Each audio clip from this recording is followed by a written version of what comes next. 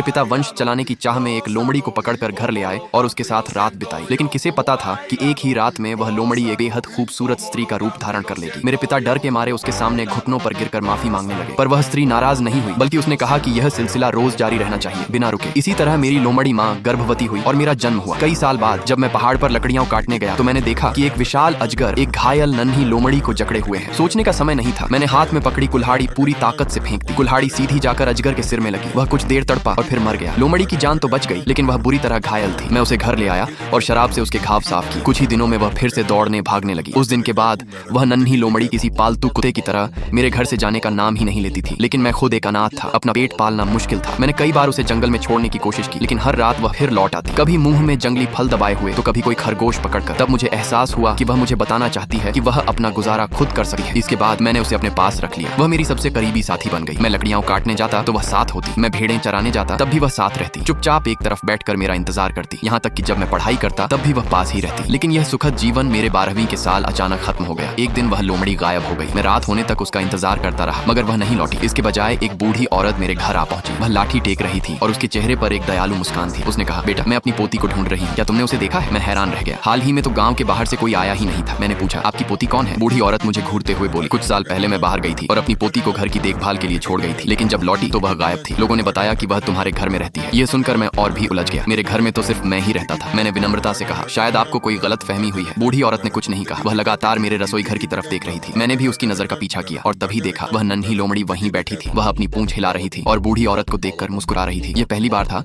जब उसने किसी दूसरे इंसान के सामने खुद को दिखाया था। कुछ देर दोनों एक दूसरे को देखते रहे, फिर बूढ़ी औरत चुपचाप मुड़ी और चली गई। उस रात लोमड़ी हमेशा की तरह मेरे पेट पर सिर रखकर सोई, लेकिन अगली सुबह जब मेरी आंख खुली तो वह गायब थी। उसकी जगह मेज पर एक लाल रंग का दुपट्टा नुमा कपड़ा रखा था। उसमें एक औरत के काले बालों की छोटी सी लट लिपटी हुई थी, जिसे लाल कागज से बांधा गया था। मुझे समझ नहीं आया कि इसका क्या मतलब है, इसलिए मैं वह चीज लेकर गांव के मुखिया के पास गया। मुखिया उसे देखते ही हंस पड़ा। उसने कहा, अरे वाह, कोई लड़की तुमसे अपना रिश्ता जोड़ना चाहती है, इसे लेकर उसके घर जाओ तो शादी का प्रस्ताव माना जाएगा। मैं वहीं का वहीं रह गया। क्या ये सब उस लोमड़ी ने मेरे लिए छोड़ा था? लेकिन मैंने कभी नहीं सोचा था कि उस दिन के बाद वह फिर कभी दिखाई नहीं देगी। उसके जाने से मेरा दिल खाली हो गया। मैं हर दिन पहाड़ों, जंगलों और घाटियों में उसे ढूंढता रहा, लेकिन उसका कोई पता नहीं चला। मुझे तो यह तक लगने लगा कि शायद कोई शिकारी उसे पकड़ कर ले गया। करीब 15 दिन बीत गए। मैं पूरी तरह निराश हो चुका था। मुझे लगा कि अब उससे कभी मुलाकात नहीं होगी। फिर एक